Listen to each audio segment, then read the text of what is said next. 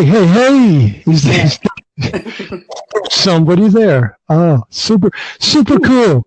Super cool. Oh, hey, Kristina, that's you. That's you, I hope, right? Yeah, of course. Oh, I don't know who you was expecting, though. oh, I'm only expecting you, so I'm happy with the situation. That's great. Wow. Hey, thank you very much for agreeing to give me a little bit of your time today to talk about couch surfing. I really appreciate that. That's cool. That's like really fun, fun to share my own experiences, stories, because I believe I have quite much of them. Oh wow, excellent. I'm really looking forward to this. So let me ask you, where are you at the moment? So this At is the moment, at the moment in my own kitchen. That's a good place to be. That's a good place to be. Super. Right, I'm out on the balcony of my flat, and it's a really warm morning here. Just so it's giving you a little bit of a picture. I'm sort of looking out over trees onto distant hills and forests. It's quite nice. I'm trying to soak up a little bit of the sun while we have our conversation today. That's amazing. So yeah, I'm trying to kill two birds with one stone, right? Trying to get a bit of sunshine and have an educational experience as well at the same time. So let's get into this. So what was your first contact or your first experience with couch surfing? How did you learn about it in the beginning? That's actually quite a funny story. It happened like more than 10 years ago. Mm-hmm. There was a moment of my life when I really dramatically moved from Finland to Germany. I just took one-way flight, packed a suitcase, and moved. So Wow. And I got some job there, nothing super amazing, small money, recommendation, but you survive on that. And then I met a Colombian girl there. She was a neighbor, and I was like thinking, like, hey, we're here in Germany, and she's all the way from Colombia. Colombia is so far away. If you look at the map, it's like on the other side of the globe. And we were like, okay, we are now in the middle of Europe, and there's plenty of countries around us, and it was so amazing to see them. And I was like, okay, we can travel quite cheaply from Germany, but wait a second, how? Where are we going to stay? Are we going to sleep on the street or what? And then I was like pondering what to do, and nothing come to my mind. And then I happened to mention the struggle to one of friend from Finland. We was like chatting, and I was like, oh, it will be so nice to see countries around Germany and some places. And then my Finnish friend was like, hey, her sister actually heard about Couchsurfing. And I'm like, oh my God, is it like I'm going to pimp myself out by accident or something? And no. Because I was really afraid, because I'm You've got to be nervous at first when you start doing something like that. No, I had zero really first-hand experiences. Just my friend says that her sister heard about this Couchsurfing. So I don't know. I may be kidnapped. I may find myself in some forest in Cambodia, trapped in I don't know. That's a huge risk to take. As well, and you're talking about 10 years ago, so that's not like in this new community where everyone's got the internet and everybody knows what's happening, and there's GPS and you can get in touch with people. The first steps of this whole thing. It was like, wow. But so you're like a veteran, right? You're like a veteran of couch surfing because you've been doing this for so long. Wow. So, where did you go first? What was your first step? Well, so after I discovered that Couchsurfing, such thing exists, I made a profile, and I was like, oh my God! So here we go. I don't know what's going to happen, but here we go. Wow. The first trip was not really staying through Couchsurfing, but it was just more like trying to connect with people from Couchsurfing. So I spotted an event in Strasbourg in France that there was some kind of Couchsurfing weekend or something, get together thing. And then me and this Colombian girl Tatiana was her name actually. So we were like, okay, let's go there. Like, it's kind of, it felt safer to just go for a weekend trip and kind of be like, okay, let's see what happens. So we went there, but of course it became obvious. Wait a second, we are going for a weekend somewhere in France. We need to stay somewhere. It's not one day trip. It's like Yeah, because you're going to be there at night, right? And you need a place to sleep, right? Yeah, so that's how it was like, okay, wait a second, we cannot actually escape this thing. And then, we was like writing to people who was going to the same event, like, hey, you know what, like, we kind of need to stay somewhere, like, could you help us? And then they're like, yeah, you can ask some people who are organizing this event because, there's some people who have maybe bigger houses and they could accommodate, guests for a few nights. And I ended up staying with one of the organizers of this Strasbourg weekend.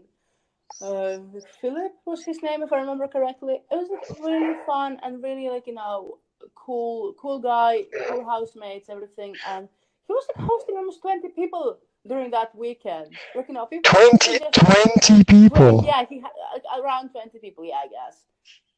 Wow. Maybe I remember wrongly, but anyways, it was more than 10. Wow, that's incredible.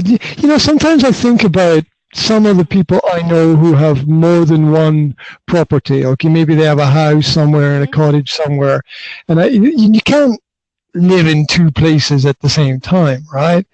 And it's almost a shame sometimes if a place is empty and people are not using it, right? Because if it's not used, it actually deteriorates. So there can sort of be this benefit in sharing what you've got with other people rather than just letting it go to waste and not letting people use it. It's really crazy. Or if you've got like a big house, like I know people have houses of like they've got like 5 or 6 bedrooms or something like that. And it's like the bedrooms are empty most of the time because there's 2 people there.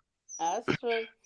And also there's like the thing, like, let's say if it's a normal, ordinary weekend and, somebody wants to stay at a place, like one thing, but then when there's something happening, maybe some kind of, big event in the city or maybe some kind of CS gathering, I think in that point, if somebody can host more people than, they actually have sleeping space, like, if people sleep in a sleeping bags on the floor, it doesn't matter because I think it's just like a really fun experience and, Yeah, and it can be very difficult when there's big events. Like originally I'm from Scotland, and there's this big festival called the Edinburgh Festival. It's a big arts festival. I think it's the biggest in Europe. Yeah. You cannot book accommodation during the festival. Right?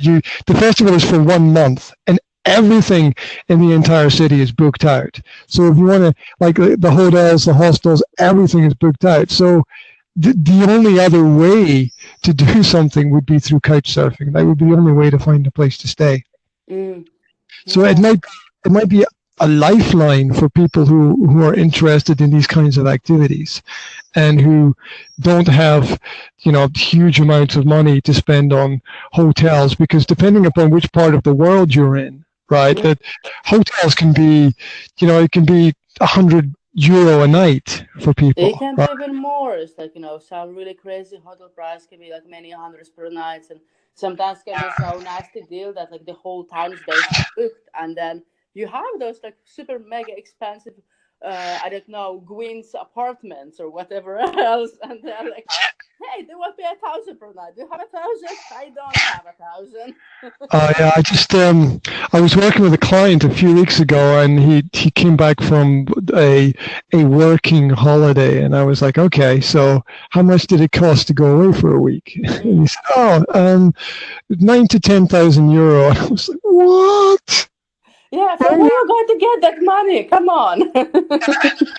A week, in a way, and that was, and then he showed me where he was, and he was like, these were good prices for where I was, and I looked at it and I was like, oh my God, yes, I agree with you, but you could burn in a week what some people earn in a year. I mean, that's insanely crazy. So, there's that element of pressure created by money as well. So if you've got something like a space and you can share it with other people and you can help them, I think it's a really positive thing to do. But of course, couchsurfing is not only about this like money thing, because I mean, there have been some cases when people use couchsurfing only because they want to save the money. Of course, I can totally get that it can be part of the reason, but it's really lame if it's the only one reason, because you cannot just write to somebody and be like, hey, can you take me to your home? And actually, I don't care about you. I don't want to know you. Whatever. Just get lost. Give me the key of your apartment. Get lost. But you cannot do that because it's kind of lame. At least in my opinion. Because that's wrong to a certain extent. And I've been reading some of the posts on the main Couchsurfing websites about that kind of problem, where you've got to have some kind of connection. You've got to make a connection with people. You've got to make an effort, right? You've got to put in some time to get to know the people that you're with, what they like, what they don't like. You've got to be able to respect someone, and you can't respect someone if you don't know anything about them. So you've got to put in some energy there. Yeah. Of course, like, it had been happening to me, for example, like when I had been hosting people here in Helsinki. Somebody's writing me a request, and I'm like, hey, you know what? I have so much work, so I'm not really sure how much time I can spend with you.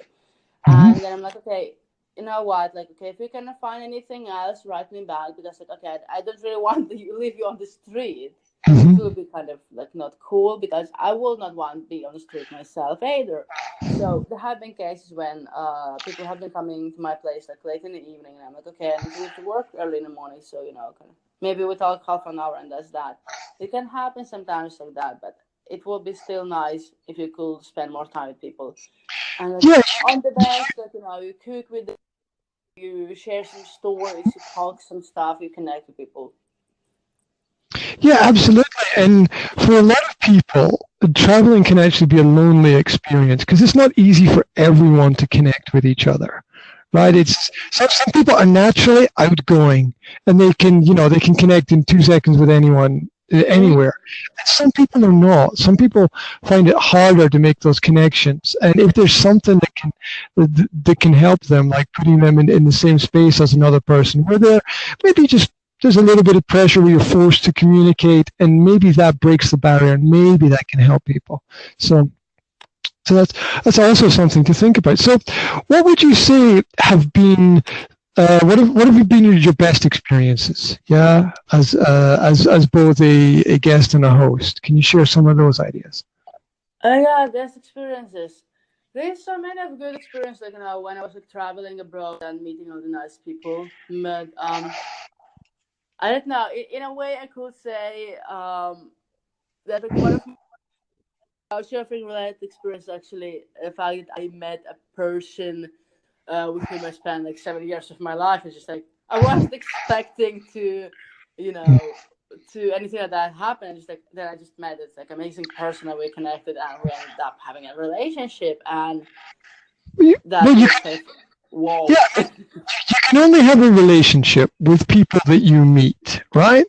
And you don't understand, but just like you meet that person, and you just like connect so well, and then suddenly you realize, like, wait a second, 2 years past and we're in the relationship, but what's going on? Listen, meeting someone through Couchsurfing is far more practical than at 3 a.m. in the local club with techno music blasting so loud you can't hear what the other person is saying, right? I mean, let's look at it. Let's look at it practically. For people who want to meet people, for people who want to get to know people, I think it's a good road to go down. And finding a suitable partner in life is really complicated. We see from like the world and all the relationships that fall apart. And the fact that here's a crazy thing: you can only ever have one successful relationship in your life, right? Because all your previous ones, for some reason didn't work out. So it's really tough. And so if there's a way, like through Couchsurfing, where you get to spend time with people, you get to know them a bit better, you get to build up, I would say a slow, progressive friendship. You keep in touch, you communicate with each other. Maybe you plan some trip together with some other people. It's a good way to get introduced. Yeah, I was like, something which may happen when you're like not even planning it. Like I wasn't planning, like I mean, when I was going to couchsurfing stuff like here in Finland, I wasn't planning like, okay, I need to find a boyfriend or something. I need to get a partner. But then just like, we met, we was occasionally talking, things moved and so on. I like, okay, well, at the moment there's a bit peculiar situation, so I don't know what's going on. I don't know if I can say in a year that hey, we have been like 8 years together. The story will end. I don't know. We cannot know. But still, it's like I know that thing will not happen if I will not met that person in the first place. And the fact that I met him via couchsurfing, that's like enough of that thing. The other thing about couchsurfing is it is a community, right?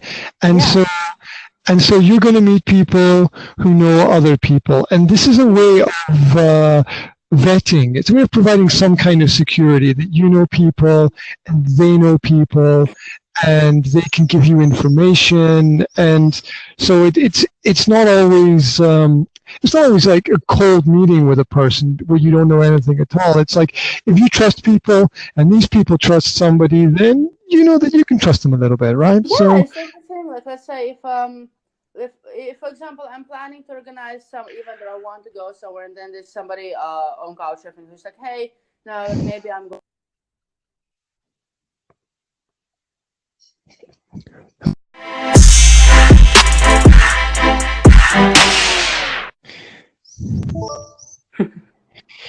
Welcome back. Okay. Welcome back. Yeah, there's information on the Anchor community about calls dropping, like just happened with us, and no one knows what the issue is. But I think with the complicated technology that everyone is using, it's almost impossible to say exactly where the problem is, because I'm using my mobile phone, which is connected through Wi-Fi to my Wi-Fi router, which runs through a cable to blah blah blah blah blah blah through 20 different stages to wherever you are, right? Yeah.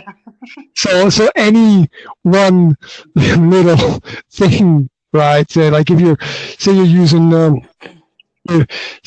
like Wi-Fi in a flat with friends, and someone decides to download something, and that can be enough to cause your call to drop, which is kind of crazy. But let's just keep moving forward. So you were telling me about the experiences of meeting people, and I was wondering if you need to have a certain kind of mentality or mental approach when you're doing couch surfing. Is it something that anyone can do, or do you need to have this certain like thought process, like, okay, I'm going to do this and I'm not going to be afraid and it's not going to work out? Or can you be more open in your approach? Because I don't know. So you have more experience than me. I will say that you need to be kind of a bit open-minded, because let's say you are sending couch request to somebody and they accept it, you chat, you feel like you kind of getting along. But in person, it may be still a bit different. Maybe like, hey, you are not clicking so well, which is totally okay, because people are different and people behave differently. People have different opinions whatsoever. And you should be kind of more okay with those things. Like, okay, well, maybe, you're not going to be best friends. Maybe you're not going to be touchy so often. It's like one experience. But just like try to, take things as they are and share things. And I will say it is helpful if you can be positive, like about what is happening. Because if your primary thought is negative, like, oh, I'm going to this weird country, there's some weird stranger, and what they're going to do? Are they going to rob me? Oh my God, yeah, I'm going to be robbed. Oh my God, are they going to rape me? So that's really bad, because that's making you to be a kind of negative person, and then your negativity will be just sensible, and then maybe your host, who is not planning to rob or rape you, will feel like, okay, this person doesn't like me and they don't want to get to know me. They don't want to, even talk, and it's like really uncomfortable. So if you have this bunch of negativity, you may create, not intentional, but you may create this, reserve of negativity between you and your host, and it sucks. So Yeah, do you think it's, I mean, if there is some kind of, if you feel that something is not right, I mean, what is the kind of way to approach that? I mean, should you go to your host and say, hey, is everything okay? Is there something I can do to help you? I mean, should you try to connect more? I mean, what should you do if you feel that something is not right? well, it a bit depends. I have been having some guests like at my place when there was like not that chat, and I was like being like, hey, like, is everything okay? Can I help you somehow? And it was like say that, okay, I feel like at home, like if you want, for example, make tea or coffee, just like help yourself, like you just can take my whatever stuff, it's okay. And then it was kind of better because the person was really shy. It's not like they was like, oh my god, you're going to kill me, but they were just shy. And it's okay because it also depends on culture, because like I had some guests to whom I had been saying, like, hey, there's my coffee maker, there's coffee, and have some cookies, whatever, help yourself. And they're okay with that. They're just, okay, yeah, cool, thank you, and then I'm doing it. And some people then just sitting on the chair and being like, oh, oh, oh. And it's okay because people are different. You just like need to try to get there. What does that mean, sitting on a chair going, oh? Can you, Kind of, looking around and being like, a bit lost and be kind of uncomfortable. Like, it's like if you have some, I don't know, new pet, you bring a new cat at home. okay. It goes to the corner and it sits there and just looking around and being like, I want to do something, but I can't. I'm afraid. Can I do it? Like, if I go there, will be bad. Will I be yelled at? What will happen? Oh, okay. Okay, so they're like paralyzed through fear because it's a new place for them and they don't know what they can do and what they can't do. Yeah, it can happen to some people. Like, I'll be also connected to culture because I have had some some guests who have been like really like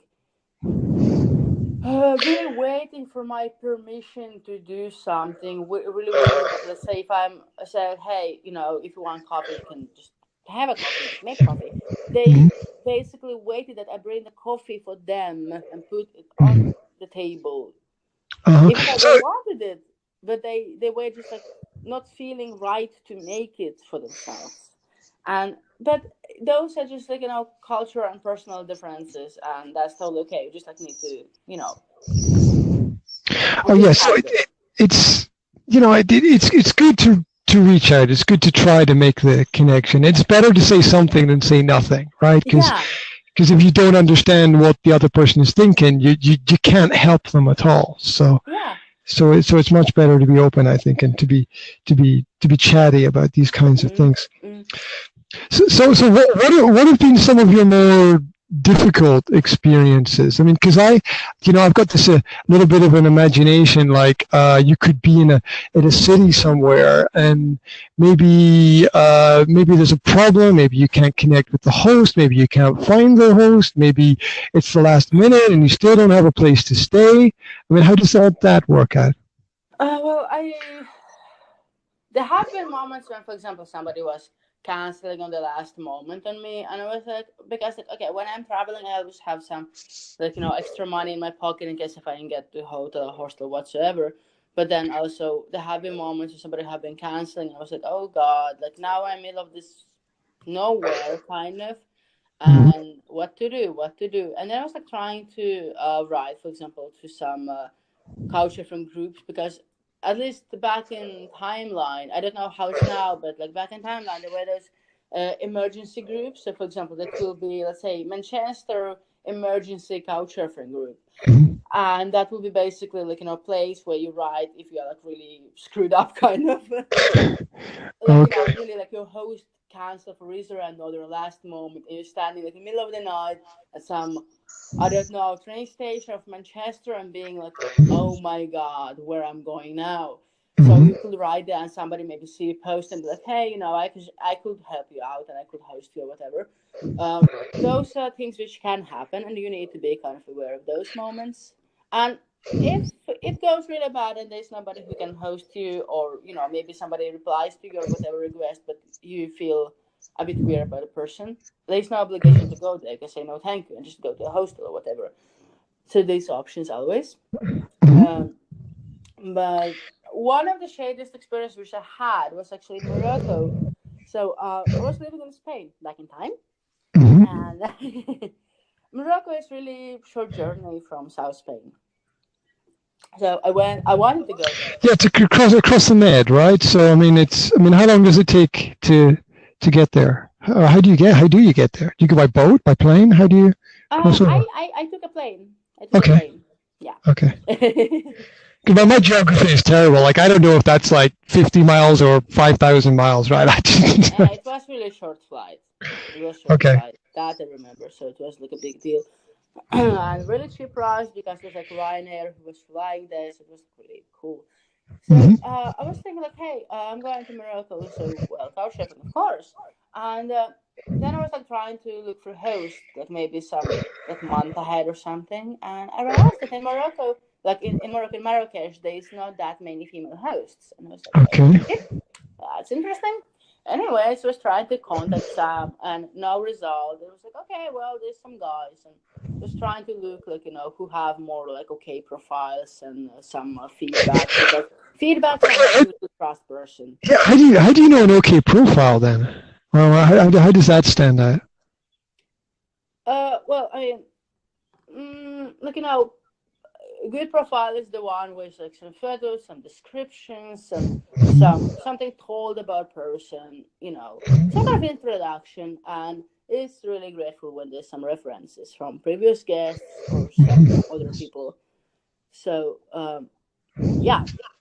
Anyway, going through the profiles, I realized there's a bunch of profiles which is like, I'm 30-year-old male from Morocco. It's like, okay, guy, I see you are male. I don't, like, come on. And nothing else. What I'm going to do with that information? It's like, are we going to talk about politics? Are we going to talk about art? Who are you? I don't know you. Like, okay, I'm not going to write you. So, anyways, they found a few profiles which looked like quite okay. And I wrote those people. And then one of them replied and was like chatting back and forth for a while. Like, and it felt like, okay, he's an okay person. He's not a creep or anything. So, okay, fine. I could stay at his place. So I arrived to Marrakesh. He met me at the airport and went to his place. He met you at the airport, yeah? Yeah. Okay, that's kind of cool. Yeah, it was cool. So I went there, and then a few first days was okay. It was like, I guess, 5-day journey or something, like almost a week. So he agreed to host me for that whole time. Okay. So first few days was okay. He was like showing a bit around the town, like ways what, how to get the place. That's okay. But then things got creepy.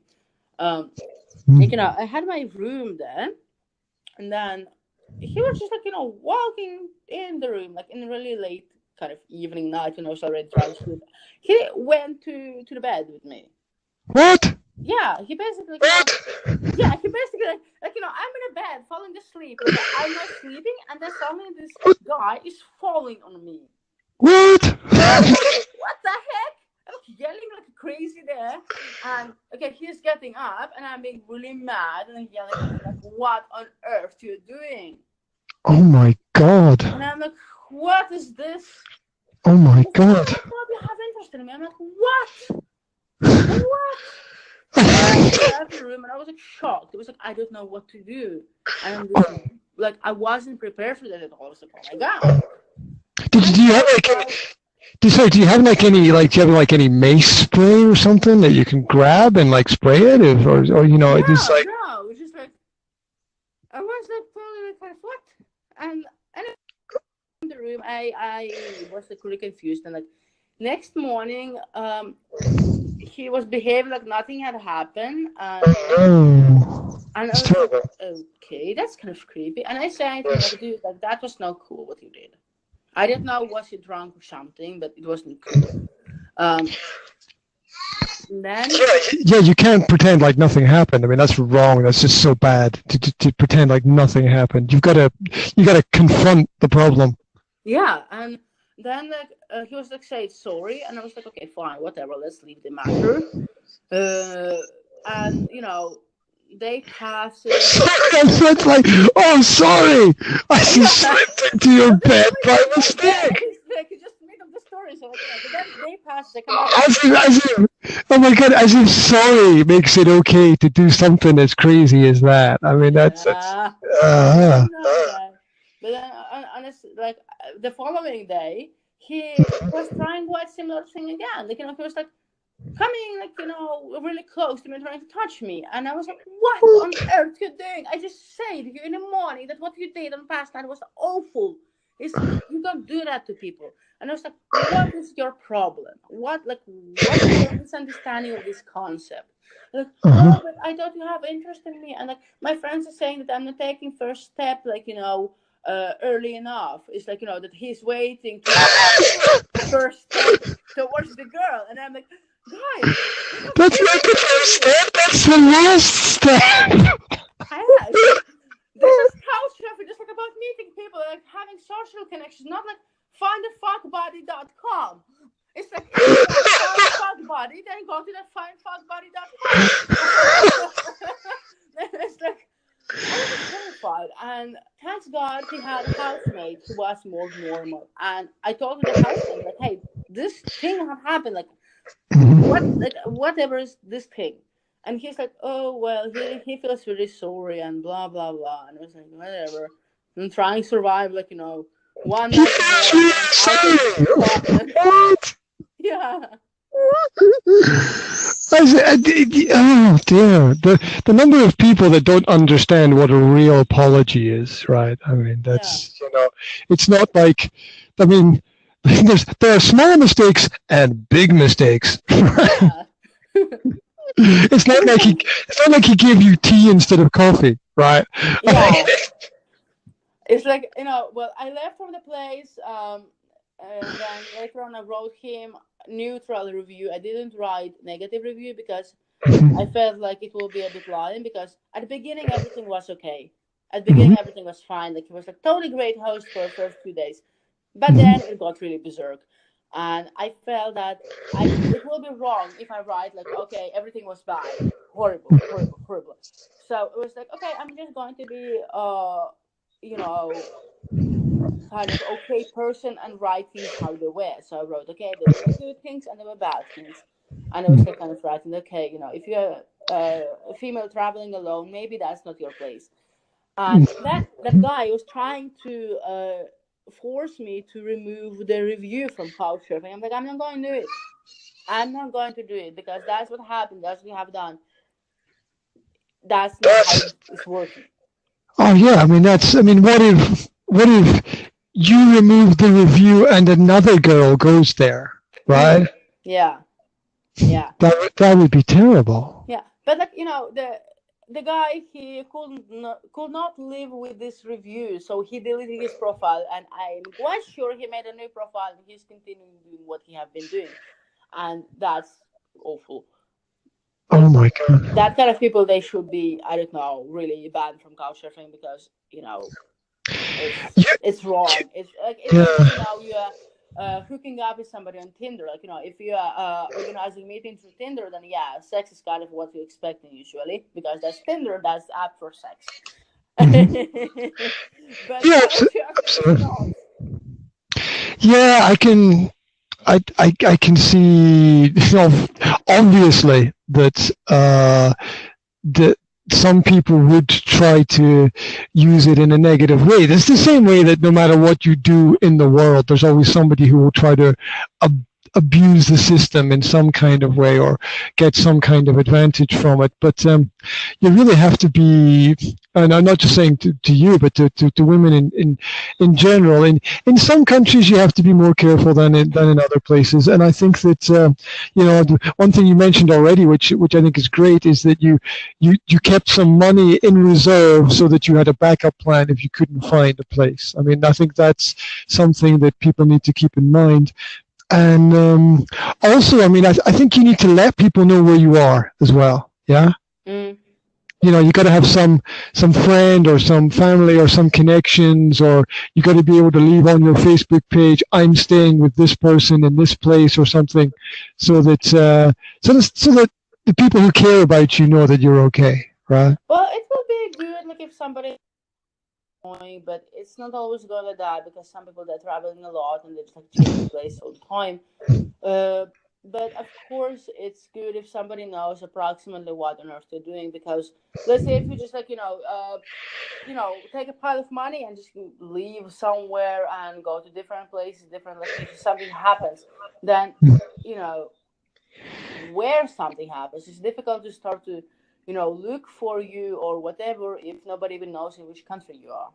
Oh yeah, I mean that's you've got to you got to keep in touch with people, otherwise it ends up like that famous film about the guy who goes to Alaska and dies out in the wilderness because he eats the wrong food or something like that. Yeah, and no one knows he's there, and it all ends horribly. So you've got to have some kind of contact with people. Now, there's this perception outside of the Couchsurfing community, and a lot of people are outside of the community, and it's still new to a lot of people. I was talking to somebody last week about Couchsurfing, and I said to them, "Have you tried Couchsurfing?" And they said, "No, I don't like water." Right? So, is it not what? Water. Oh. Because he thought I was talking about surfing. He thought it was a special kind of surfing on water that people did. Oh God! So not.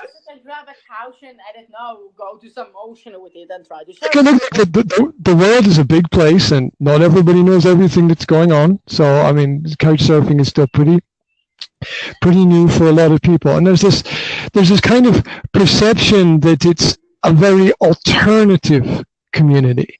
And so what's your experience with that? Would you say that it's alternative or that it's closer to mainstream? Because there's this idea, if you're going to be staying with people that you don't know, that they're all going to have dreadlocks and colorful clothes and smoke marijuana, right? I mean, people are different. Like you can see it from profile person usually, because people are describing themselves, the place where they're living, how they're living.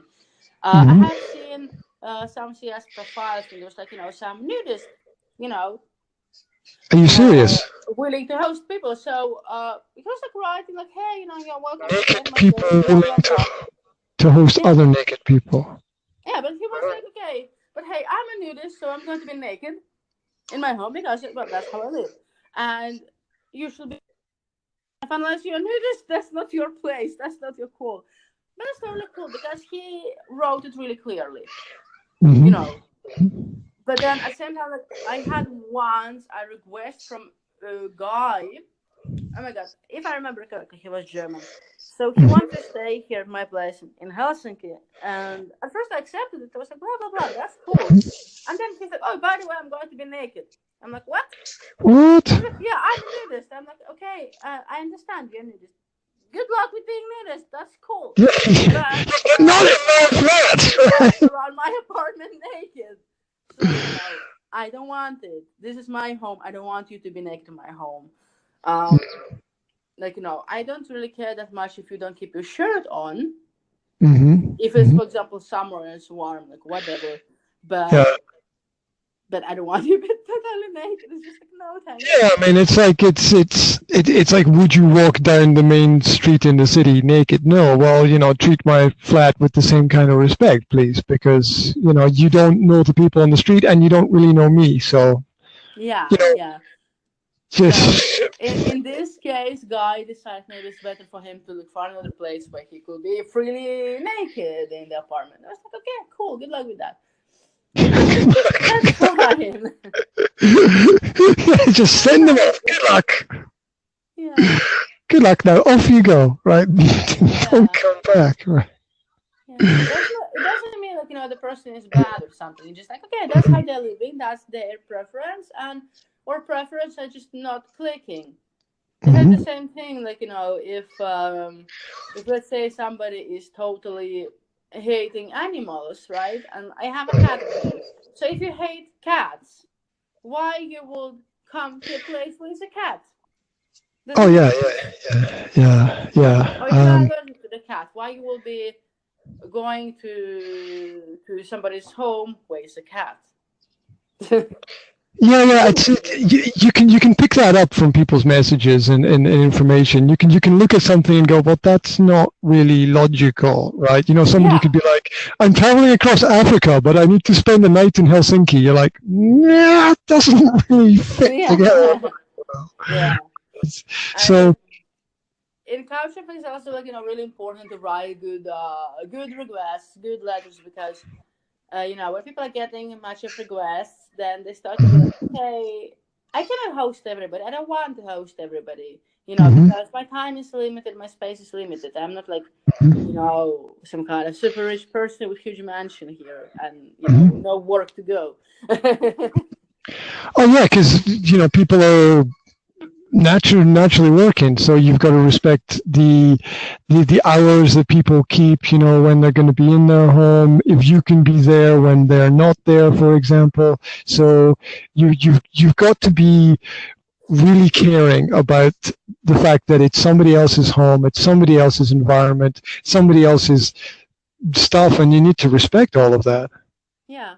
Even more than respecting your own stuff. Sorry, please continue. Yeah. So I was saying that it depends on people how they do the hosting, because some people, they are like, they can, for example, give a key to their guest and be like, hey, go and come as you wish. And then some people, they're like, okay, I need to leave, so you need to live with me. And I'm coming back at this time, so you come either at the same time or after me. Yeah, I mean, that makes perfect sense. The idea that somebody would leave their key with someone that they don't really know, I find that quite terrifying, to be honest. Well, I am actually the person who have been doing that. Sorry. It depends on people, but so far, like, most of the people have been okay. And if I'm getting quite okay impression of them, then it's like, well, what I'm afraid of.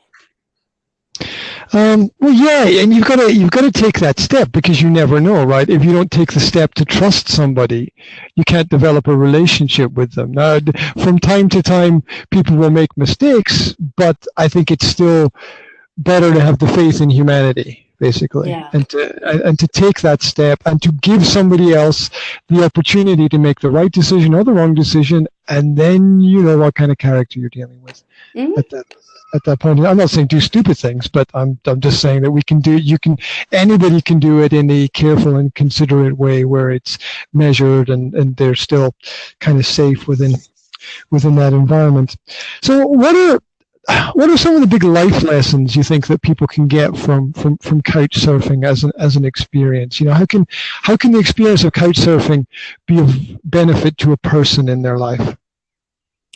Oh my God, there's ways how it can benefit or better you.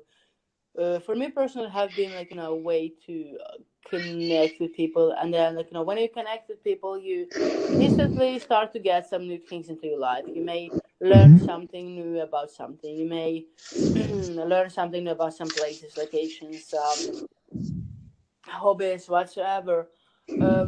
I have been, for example, ending up into some creative projects through Couchsurfing, because, like, well, I used to be a model before, and I'm doing occasionally some photography and some paintings.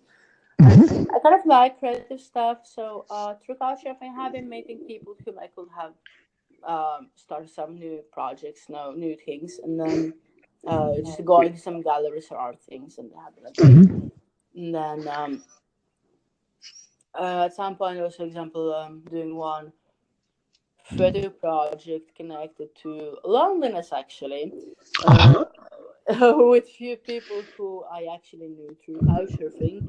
Like, really vaguely knew them from Couchsurfing, but then we kind of started that project together with them and some other people, and we made a calendar about like, you know, loneliness and how it can be affecting people, how it can be presented in kind of everyday life, and we may just be dealing with people who are like lonely and we don't even like realize it, and that, you know, anybody can be lonely at the end. Like, you know, it doesn't matter how rich or beautiful or whatever you are. And so we made this like amazing calendar. It's, I mean, not like millions of euros, of course, but we talk about some thousands what it sold, and that money was then directed to charity organization here in Helsinki, which was and is still presently working with like elderly people, with young people who who are in danger to be kind of isolated from the society because, well, maybe they are lonely for a reason or another, and they're kind of, dropping out of everything happening in society. And that's like really big problem actually here, because that problem exists and people kind of don't see it. And so we Yeah, try there's. to do something to help that problem to go away or get better. Yeah, that's a really nice thing to do. I mean, the lonely people are the forgotten people, right? Mm. I mean, they're not really thought about very much, and it's not something that just affects young people. It also affects old people as well, because as you get older, you can lose your connections with people. Maybe it's not as easy to go out and do things.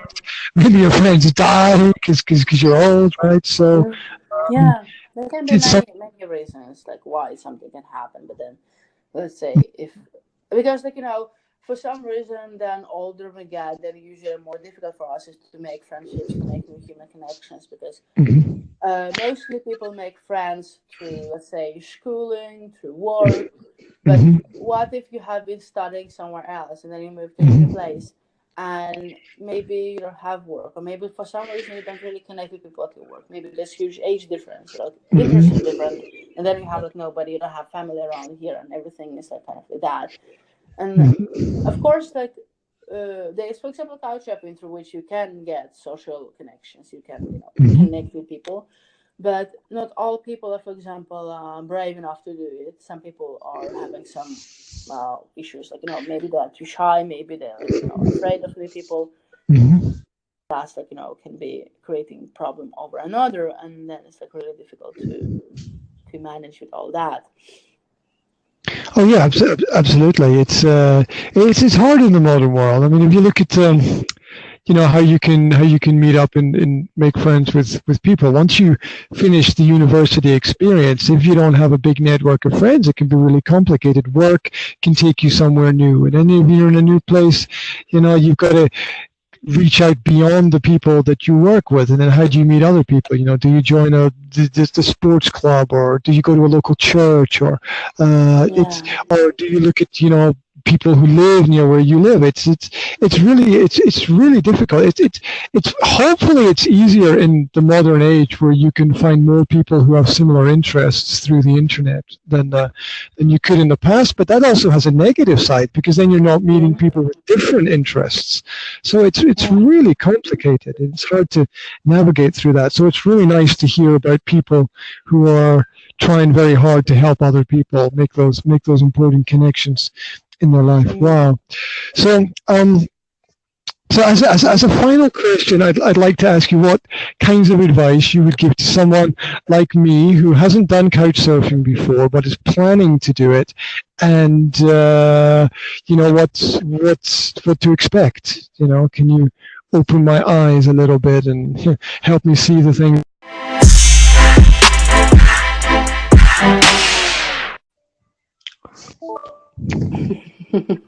Dun dun dun! And again the same.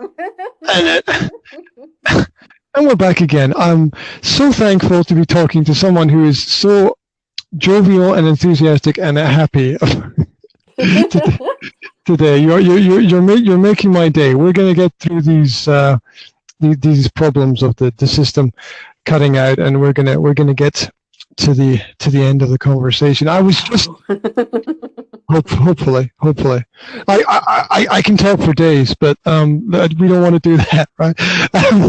So for some, I was talking about advice for people, basically. Yeah. So what is?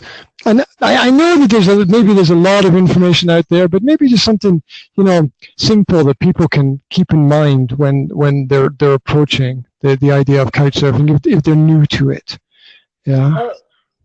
I guess like the simplest thing to say would be something like each time when you're dealing with Couchsurfing, it just like should be kind of having a bit open mind and thinking that's always a new journey.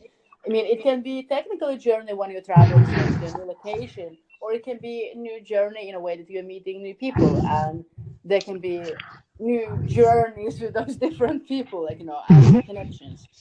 and you cannot expect too much from them. It's like, you should not think that I'm going to, I don't know, meet somebody who's going to show me every hidden bar in the city or something, or every secret in the city. It's just like, take it as it is. Just like, okay, this is whatever person who's hosting me. That person seems to be cool, and let's say we have music in common, so let's chat about music. And then, okay, maybe you could go somewhere and do together something music related or whatsoever. And you can always gain something new from every connection you make.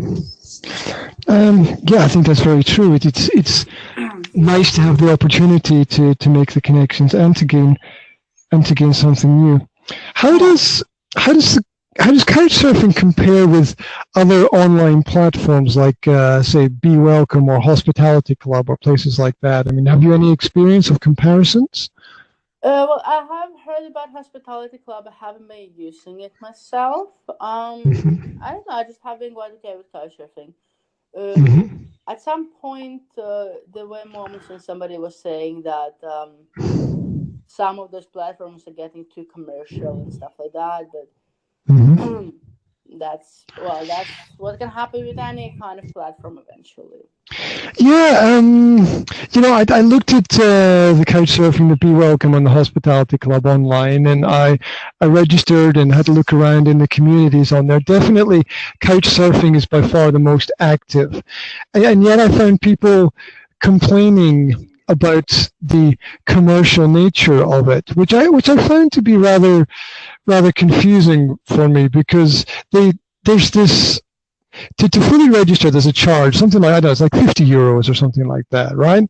Which is like for full registration and verification, and they check your passport and they check your home address and all these practical things, and like that's less than the price of a hotel room for a night, right? Yeah, but for example, I haven't paid ever any registration fee or whatsoever.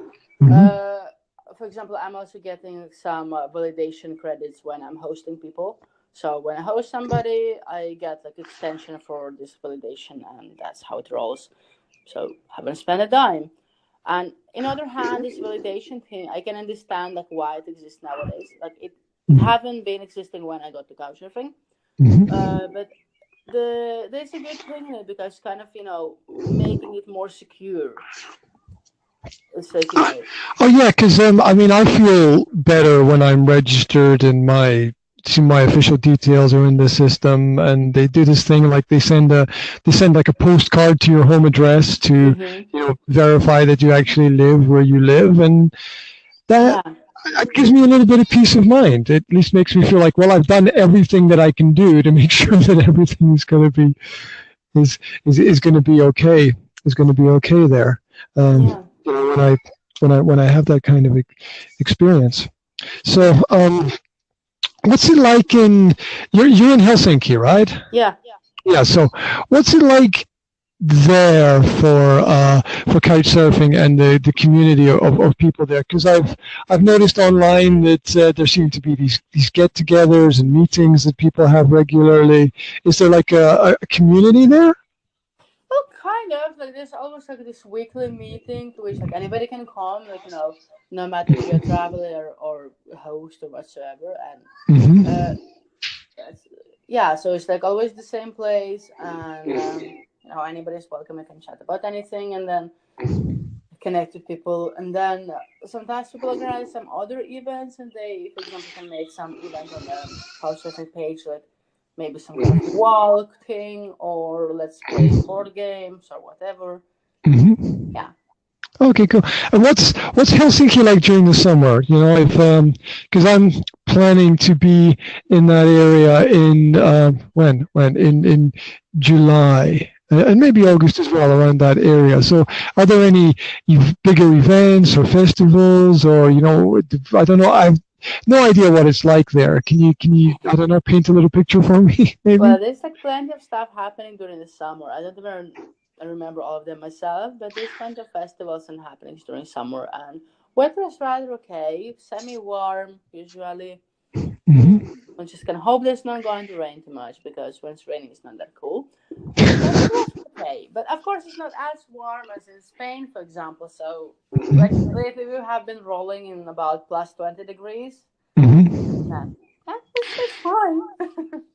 No, It's that's parts and nature to see.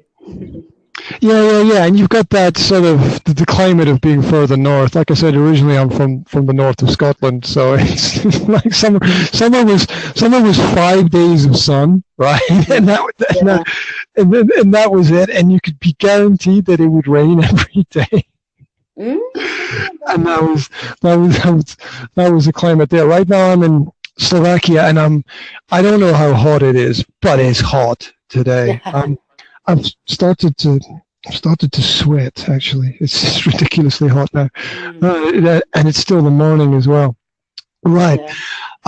Hey, thank you so much for giving me so much of your time to talk about this. I really, really appreciate it. I hope that we will be able to maybe keep in touch through Facebook.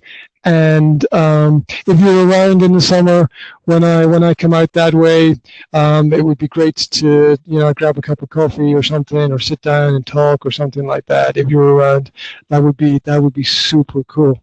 So thanks again. I really appreciate the conversation, and I hope it was okay from your side. I mean, how do you feel about the conversation? It was super fun. The most fun part was the chat dropping off a few times, but we can't affect on that. Happens. Yeah, with the technology, that's the way that it goes sometimes. So I will practice my needlework and stitch everything together, and it'll go up on the Chatterbox podcast, maybe also on my YouTube channel as well, where there's a lot of different stuff there. So yeah, if you are interested, you can check out the Chatterbox. You can check out Business Coaching Masterclass, which is my professional podcast that I have online. This is my more. I will chat about anything with anybody and learn something. So yeah. and then usually everything gets backed up onto YouTube eventually. So there's lots of odd and weird things there. So Thank you again. I so much appreciate anybody who shares their time with me. If there's ever anything I can do for you, please let me know, and I will be very, very happy to help you with anything at all. That's great. Thank you for that. Super cool. So you have a great day, and stay cool. That's it. Yeah. Thank you very much. Take care. Okay. Yeah. Bye-bye.